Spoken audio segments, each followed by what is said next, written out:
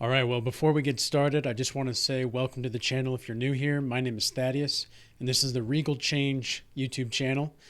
Now, what we're going to talk about today is how you make their fantasy land, their fantasy world, you make them realize that this is a lie, that they actually are the ones that are living in the delusion. They're the ones living in darkness, and you are casting off the dark and putting on the armor of God and the armor of just light in general whenever you enter the room, because you're just that kind of person. It's almost like you are the kind of person who seemingly will walk into a room and people will have no problem trusting you for some reason. But then once they begin to trust you and they actually start becoming a little bit vulnerable or whatever, that's when they start to doubt themselves and their own insecurities come up, because you've already worked through most of your insecurities, or you're working through it now. You know that you have work to do internally, not just externally, but internally. And you are well aware that, okay, now I just have to be who I am. I have to accept who I am. I have to accept where I'm at and move with the tides because, well, there's not much else to do. They don't want to do that. They don't want to do that. And it's not necessarily because they always don't want to do that. Some people actually do want to help themselves, but they are not sure how. And they end up self-sabotaging or doing any other kind of form of almost self-sacrifice and martyrdom in a way, to where they create problems for themselves that they didn't necessarily mean to create.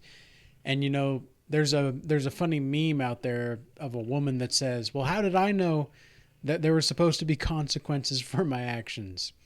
And that's most modern people in general today. Most people don't realize the consequences for their actions until it's too late. Now, fortunately, one of the best things that I was taught growing up, that I actually did get taught, was that there are consequences for my actions. Was it always in the best way? No, not necessarily, because for those, again, that are new, if you've seen my other videos on narcissism, I've talked a little bit about my familial background and just the kind of environment that I grew up in. It definitely wasn't the best, but it definitely wasn't the worst. It could have been worse, but it, generally speaking, wasn't necessarily the best. I had a pretty hard life. I had a lot of trauma I had to go through and work toward and work on throughout my life to get to the point to where I'm at today. And if it wasn't for Jesus, I really would not be like, I kind of laugh a little bit because it's so astounding to me. Like, it's so astounding to see the kind of progress that Jesus has placed in my life and has been able to maneuver in my life. And just the raw tenacity and the raw proclivity toward goodness that Jesus really stands for, and how that's echoed in my life ever since I started following him. I was an atheist for quite some time. I did not believe in God. In fact, I cursed God in many ways. I remember one night specifically when I was in college. It was a long, hard night, and man, I don't know if you guys can hear. Hopefully not. We'll play back the video, but we got like a foot and a half of snow last night and today all together. So they've got the four-wheelers out, and this is like the only time that I can have to make a video. So gotta bear with me for today, guys. But anyway, hopefully you can't hear that. But all in all, when I was in college, there was one night specifically. It was a hard night. It was just, it was like 3 in the morning, and I just was not feeling like I was going to be able to like pass these exams, or to make sure that I was getting the essays in on time. It's like I just had so much work all at once from all these classes. It was just like all of the professors got together and decided, hey, we're going to his life this week. That's kind of what it felt like. And I mean, obviously, like, that just can sometimes happen whenever you're in school. Sometimes you just get a lot all at once. And even in life in general, sometimes you just get a lot all at once. But anyway, I was going out and I was wandering around the campus. And I remember looking up into the stars, and I cursed God out, if there was a God, because it just none of the things in my life were making sense. Like, I was working hard, I was doing well as far as like my health, even though I wasn't in the best shape at that time. I definitely wasn't in the worst. I was blessed to have a college education at the time. I thought, I was like, well, I'm having an opportunity that many people don't get to have.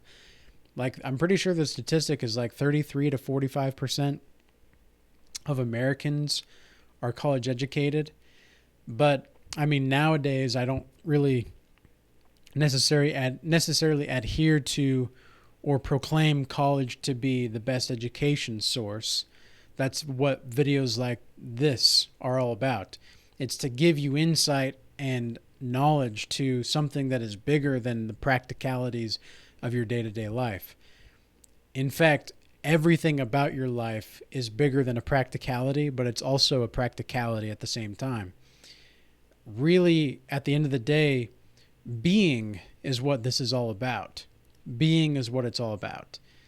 You're not necessarily striving. Like, it's good to have goals. It's good to have things to work toward and have an aim, right? It's good to have those things. It's good to point yourself in the direction in which you want to go. But also, we have to understand, especially this happens with meditation. Meditation teaches you that all that you're really doing is just paying attention to what it's like to be you. You're just paying attention to the moment as it is. If you're feeling like there's a lot of stuff going on in your mind, well, that's what's going on. But if your mind is pretty clear and it's not empty, that's not the same thing. That's not what meditation is about. And a lot of people that are Christian don't understand why I practice meditation each day. And they say, well, prayer is my meditation. It's like, well, I don't think you understand what meditation is. Meditation is not that. And I've been doing meditation every day for five years now. And I can say that it changed. Like, I really started to see the change in my life at about 30 days in. I started to notice a significant change in just my perception. But I also was keenly aware that there was much more to learn here. Like, there was different things that I could be taught. Like, meditation wasn't just about like not thinking or just focusing on the breath. But even though focusing on the breath, as far as like the Zen teachings go, is the proper form of meditation, like, you just come back to the breath because the breath is spirit, right? That's exactly what meditation Zen-wise is trying to teach you, is that you just come back to the breath always. That's all we do. And eventually, when we take that last breath, we're not even going to like have the consciousness to breathe in again. So there's like kind of a saying where you let go of life as easy as it came to you, because we just showed up here. we just showed up. We just found ourselves inside reality. And this is what most of the time people really don't understand about life. They don't understand that like if you really think about it, where did you come from? Like, where did you yourself come from? Like, you just kind of popped into existence, like, without your knowledge or hearsay. Like, you don't really know. Of course, there's like spiritual, there's spiritual teachings in the Bible specifically that says the Most High knew you before you were in the womb, right? So, in a sense, yes, you did agree to come to this earth. You did agree to participate in this life. But also, like, meditation is an exercise of asking yourself the question anyway. It's like, well, okay, meditate on that. Think about that. If you were to actually just sit down and just be as you are, like thinking about, okay, how did I get here exactly? Like, how did I get to this moment? That's why it's so important to remember everything. And this is exactly what abusers, manipulators, gaslighters, narcissists, fascists, communists, all of these ists, they all want you to forget about who you were and who you are and where you're going. They want you on their plan. Same with all of the ideologists. I don't know if that's a word, ideologists, but people that participate in ideology or pathology, that is, excessively. And even dogmatism is in large part with religious dogmatism. I think that's one of the reasons why so many people go astray in religion and they don't understand what's actually going on. They think they're participating in something godly, but in reality, they're praising man and not the creator. And that's what in my experience, I've pissed off a lot of Christians or a lot of Christian affiliations, you could say, or denominations by claiming that, look, I don't think you're practicing what you're preaching. And I give scriptures to back it up, and they don't like that. They don't like that necessarily. And so, for example, right now I have a scripture that I want to share with you all. This is Romans 12, 2. It says, "And be not conformed to this world, but be ye transformed by the renewing of your mind, that ye may prove what is good and acceptable and perfect will of God." So what exactly does that mean? It means that all you need to do is, if it pleases the Most High and it pleases the Creator, your life is probably going to pan out just fine. But if it doesn't, and you're not capable of open-mindedness, you're not capable of renewing yourself and renewing the way that you want to go, and you're not capable of analyzing yourself and thinking, okay, am I actually on my own program with God, or am I on somebody else's program? And if I'm on somebody else's program, how did I get there? Am I participating in somebody else's fantasy land? And am I delusional? Or have I been sucked into a delusion? You see this all the time with people that are not in the truth. Specifically in this case, and I'm not picking on women here, but women specifically, I see it all the time with single women. It's like they cannot handle their friends having the possibility for a good relationship. And they tell the single women that are like, and this hasn't happened to me directly so much recently, like not at all, but I've seen it in people that I know and just in the community that I live in general. It's the single women are trying to keep the woman that has a possibility for a good relationship single, because like they're afraid of losing out on a friend or something. They're afraid of being seen as less than or something like that. And so they will intentionally sabotage their friend's relationship. They'll say that they don't like him, or he's doing this, or, you know, oh, you should play these games with him, or you just go hot and cold. And they'll give like such stupid advice on how to fix the problem in the relationship that they end up just destroying the possibility for greatness in the relationship altogether and healthiness in the relationship altogether. And that's not necessarily like the outcome that you want. Like, is that really what we're here to do? I mean, I don't think so. I would like to have a better possibility of an outcome, but that takes changing of behaviors. And a lot of these people that are stuck in the fantasy land that they live in,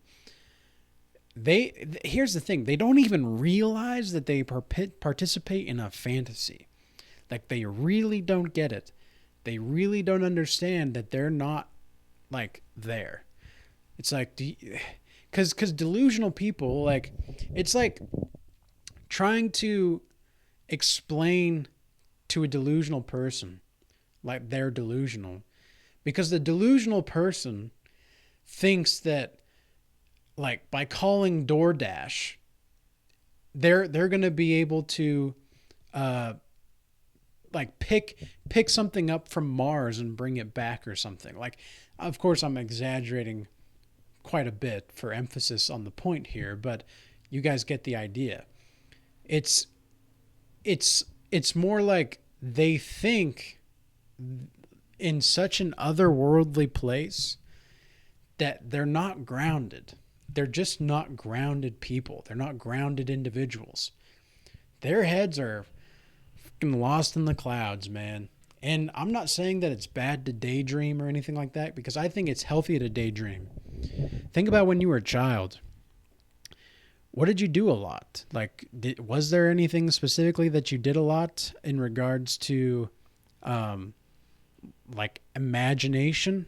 I'm sure you did. Like, I'm sure the women that are watching this, maybe you played Barbie or something. I don't know. And then the men, like for me specifically, me and my brother at the time, we would play Yu-Gi-Oh in the middle of our cul-de-sac. We lived in a cul-de-sac at the time, and we we would play Yu-Gi-Oh and pretend like the monsters were actually there. And we had like such a huge imagination when it came to playing the game, and that was really fun for us.